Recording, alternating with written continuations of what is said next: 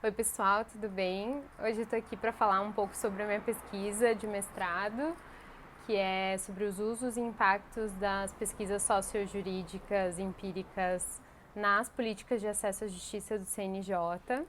E tem sido desenvolvida desde o início desse ano, mais ou menos. Com ela eu quero saber basicamente como é que isso que a gente faz aqui, esse trabalho nosso de pesquisa, como isso reflete nas práticas do CNJ. Será que o CNJ acompanha as pesquisas? Como é que se dá esse fluxo de informação? Será que as políticas de acesso à justiça estão atualizadas com as pesquisas de acesso à justiça? Será que o que a gente faz se concretiza efetivamente em acesso à justiça para as pessoas, né? Bom, para isso eu vou precisar fazer primeiro uma revisão bibliográfica, vou precisar primeiro... Eu tenho feito isso já, na verdade, tenho estudado basicamente os temas que eu me propus a abordar. Então, acesso à justiça, pesquisa sociojurídica e empírica no Brasil, no mundo também, um pouco sobre o CNJ como instituição, então um pouquinho sobre cada um desses temas. E em seguida, a ideia é fazer uma pesquisa empírica. A minha metodologia é uma análise documental. Eu vou realizar a coleta de alguns documentos do CNJ, alguns documentos que tratem sobre políticas de acesso à justiça, basicamente que falem sobre acesso à justiça também, para que eu tenha uma ideia de como o CNJ trata o acesso à justiça.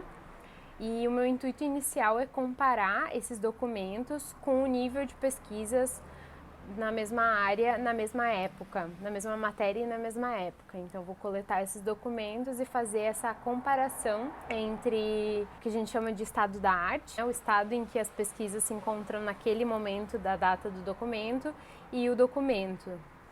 Vai me dar um bom trabalho, mas eu acho que é possível de ser feito. Muito provavelmente nessa segunda fase vai ter uma análise do discurso, né? Porque a análise documental eu vou precisar criar ainda alguns critérios dessa análise documental, além da comparação.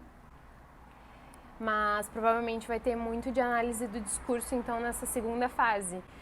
O que me leva a pensar que a minha pesquisa se enquadra em mais de uma linha, assim. Por um lado, e principalmente nessa fase inicial, ela se enquadra muito bem numa linha de pesquisa mais geral, e por outro lado, ela se enquadra muito bem também na retórica forense, na análise de discurso, principalmente nessa segunda fase, que vai ser a análise empírica, que eu espero estar fazendo no ano que vem.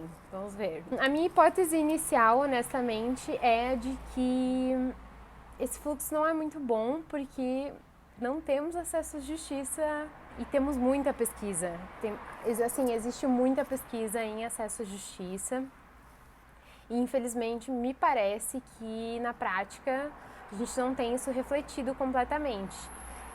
E aí eu tendo a ver tudo isso com uma perspectiva muito de Bourdieu, enfim, mais sociológica, mas é porque eu aprendi a ver tudo com essa perspectiva, então não sei se é exatamente isso. Isso entra um pouco na minha hipótese, mas vamos ver se a hipótese se confirma ou não.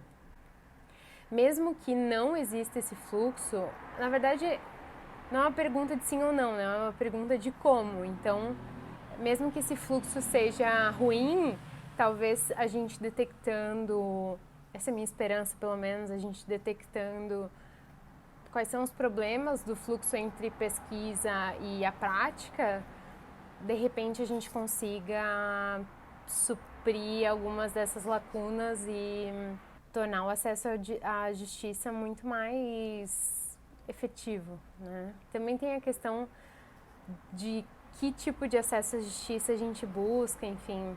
Eu imagino que a pesquisa vai mudar bastante ao longo do tempo ainda. Como eu disse, ela recém começou, então aceito quaisquer sugestões e críticas e, enfim, fico aberta a conversar sobre ela. Um abraço. Tchau, tchau.